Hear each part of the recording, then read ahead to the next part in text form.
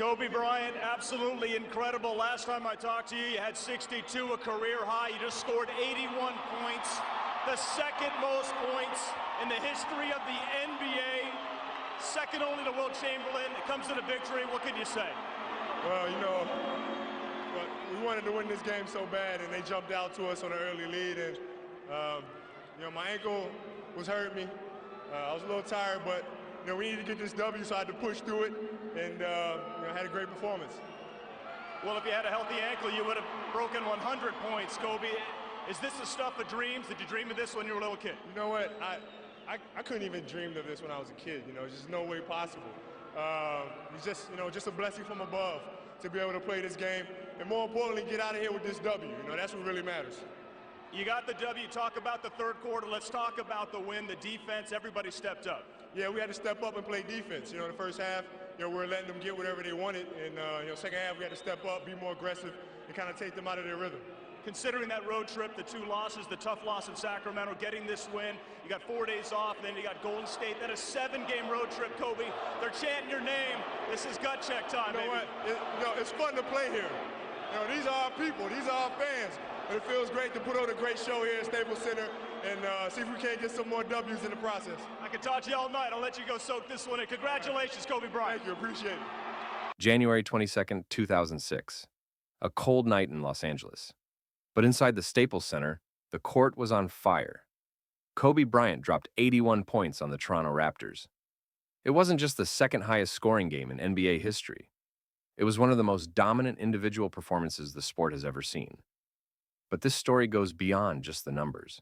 This was about redemption, revenge, and the emergence of something we'd soon call the Mamba mentality. Kobe entered the 2005 to 2006 season with a chip on his shoulder. Shaq had been traded. The dynasty was gone. And the media? They blamed Kobe for it. The Lakers were struggling. They missed the playoffs the year before. Critics said Kobe was selfish, that he'd never win on his own. But Kobe? He heard everything, and he was locked in. That season, Kobe was on a tear. He was leading the league in scoring, nearly 35 points per game. Just a month earlier, he scored 62 points in 3 quarters against the Mavericks, and then set the fourth. He was ready. January 22nd, a Sunday night. The Lakers were hosting the Toronto Raptors. No rivalry, no playoff implications, just another regular season game. But sometimes legends are born on ordinary nights. The Lakers started off flat. They trailed by 14 at halftime. The Raptors were dominating. Chris Bosh, Mike James, Jalen Rose. Toronto was in control. Kobe had 26 points at the half. Impressive, but nothing historic. Yet, then came the third quarter. Something changed. Kobe started hitting everything. Threes, fadeaways, turnarounds, off-balance shots with 2 defenders in his face. At one point, he scored 11 straight buckets. The Raptors tried everything. Box and one, double teams, even triple teams. Nothing worked. In the third quarter alone, Kobe scored 27 points.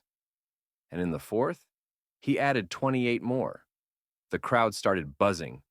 They knew they were witnessing something special. His teammates stopped shooting. They just gave him the ball over and over again.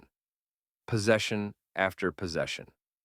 By the final buzzer, the stat line looked like this: 81 points, 28 of 46 shooting, 7 of 13 from 3, 18 of 20 from the free throw line, 6 rebounds, 2 assists, 3 steals. He outscored the Raptors in the second half, 55 to 41. No overtime, no stat padding, just dominance. It was the highest scoring game since Wilt Chamberlain's 100 points back in 1962. But this time, there was real footage, real defense, and a modern era watching in awe. The reaction? Instant. Jalen Rose, who guarded him, said later, "We tried everything. Nothing worked." He was in a zone I've never seen before. Phil Jackson, who coached both Jordan and Kobe, said, I've never seen anything like it. And Kobe, he was calm. It's something to really, really be proud of, he said after the game. Simple, confident, classic Kobe. But this wasn't just a scoring outburst. This was a statement, a declaration that he didn't need anyone else, that the Mamba mentality was real, that when Kobe locked in, no one on earth could stop him. That game inspired a generation. Young stars like Devin Booker, Jason Tatum, and Kyrie Irving have all said it. They watched that game, studied it, tried to copy it, tried to understand how someone could be that focused, that skilled, that unrelenting. The number 81 became more than just a stat. It became a symbol of what happens when talent meets obsession, of what greatness looks like when it has something to prove. Kobe didn't play for numbers, he played for greatness. And on that night, he became a legend. Thanks for listening to the full story behind Kobe Bryant's 81-point game. If you enjoyed this, be sure to check out our next deep dive, how Wilt Chamberlain really scored 100 points.